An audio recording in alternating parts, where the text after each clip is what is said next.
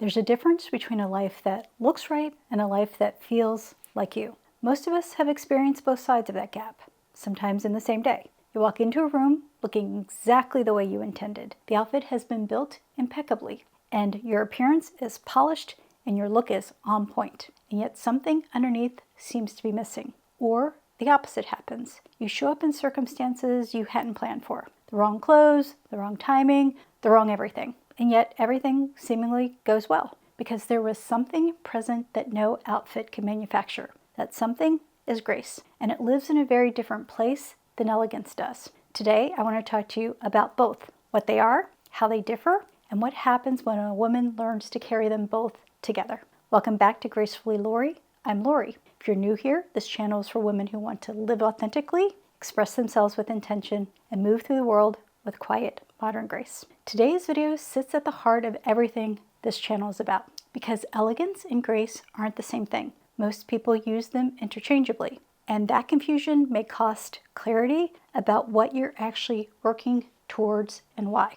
Today, we're going to look at what each one actually is, where they differ, and how the woman who has learned to embrace both moves through the world differently than someone who has only learned one. Section 1, Elegance versus Grace. Elegance is visible. It's the art of appearing stylish, considered, and sophisticated in a way that looks ideally completely effortless. It's expressed how you carry yourself, how you present yourself to the world. Done well, elegance projects who you are as well as confidence. It commands a room before you've said a word. It's genuinely powerful. Grace is something else. Grace isn't what people see when they look at you. It's what they feel when they're around you. It lives in your being and your authenticity, in your kindness, in your composure, your emotional balance, and that particular quality of how you move through difficulty. It radiates outward, but it originates within. The distinction matters because you can have one without the other.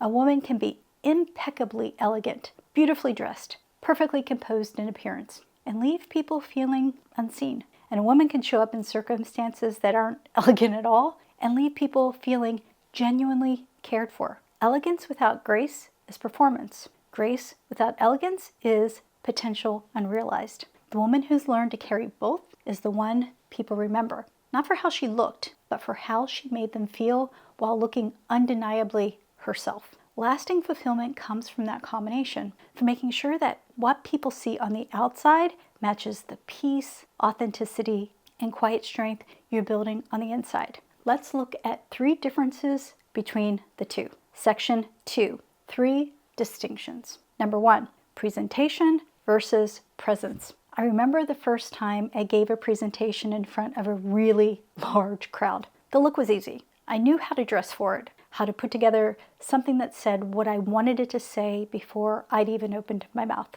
That part was easy for me. What I didn't have, at least not yet, was the inner ease to match it. I knew my material, I had prepared, and still, standing in front of a room of mostly strangers, I found myself wondering, can they tell? Can they see past the exterior to exactly how nervous I actually am? I got through it the only way I knew how at the time. I found friendly faces in the crowd and I talked to them. I pretended in the best possible way that I was only speaking to those few people, and that helped me access something more settled underneath my nerves. In the end, I have no doubt my nerves showed in some way, but I learned something from it that no amount of preparation had given me.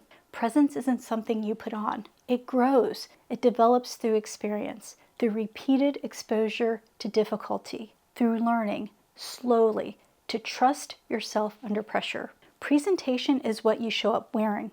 Presence is what you show up as and how people experience you. A woman can have one without the other. The goal is to close the gap, not by performing presence, but by cultivating it. Number 2, composure versus resilience. Several years ago, someone hit my car from behind while I was stopped at a 4-way intersection. I was sitting still. The impact was hard enough to whiplash my neck. And when I got out of the car, everything in me wanted to say exactly what I was feeling in that moment. The other driver got out too. She was shaking, visibly distressed. It was clear she hadn't meant to do it, clear that whatever had distracted her had already distressed her far more than any words from me could add to. I made a decision in that moment that didn't feel elegant. It felt like restraint. I tamped down the anger. I asked for her insurance information. I asked her clearly whether she was taking full responsibility. She said yes. I photographed everything, told her she should contact her insurance company soon,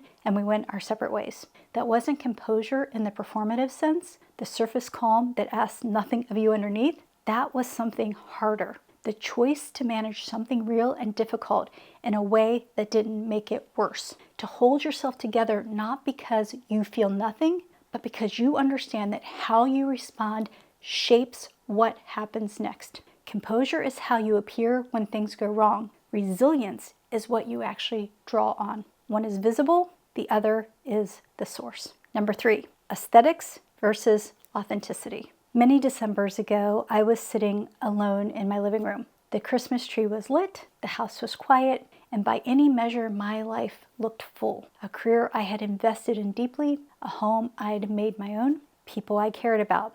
But in that stillness, something hit me that I hadn't expected. The honest recognition that I wasn't fully connected to the life I had built. Nothing was wrong. Nothing needed to be fixed in the obvious sense. But my life didn't feel fully like me. It was living something that made sense, not something that reflected who I actually was. That gap between the aesthetic of my life and its authenticity is more difficult to identify and understand than most people expect. And it's something you're only likely to see and understand in those still moments. Aesthetics is what your life looks like from the outside. Authenticity is whether it feels like it's yours from the inside. And the woman who has built both, who has created a life that is beautiful and genuinely hers, doesn't have to choose between looking elegant and living gracefully. She simply is both. Section 3, bringing the two together. The distance between looking elegant and living gracefully often isn't closed all at once. It's closed in small, intentional steps taken honestly in the areas where the gap is most present. Sometimes she knows exactly where that gap is. She feels it. The area of her life that looks considered but doesn't feel aligned to her. The habits she performs but doesn't believe in. The version of herself she presents that's slightly ahead of the one she's actually living. And sometimes the gap is harder to locate. She senses something is off but can't quite name it.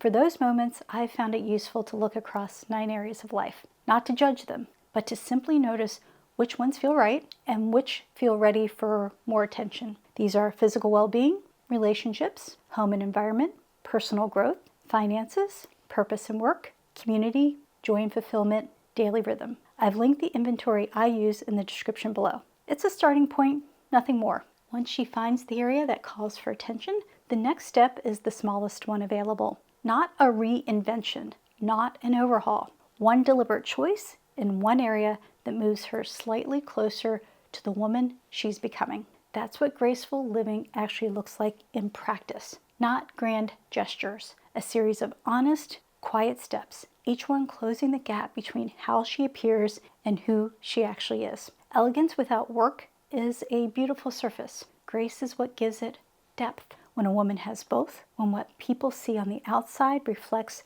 what she's genuinely building on the inside, she stops performing a version of herself. She simply becomes her. Looking elegant and living gracefully are not the same thing. One is visible, the other is the source of everything that is seen. Elegance is what you present, grace is what you carry. Presentation versus presence. Composure versus resilience. Aesthetics versus authenticity. 3 distinctions, 1 direction. The woman has learned to hold both, doesn't have to choose between how she looks and how she lives. She has done the quiet work of making sure one reflects the other. That's not elegance, that's not grace, that's both working together the way they were always meant to. So, where do you feel the gap most between how you present and how you actually feel? I'd love to know in the comments. I read everyone. And if this resonated with you, please like the video. It helps other women find content that might be meaningful for them too. And if you'd like to continue your journey into graceful living, please consider subscribing.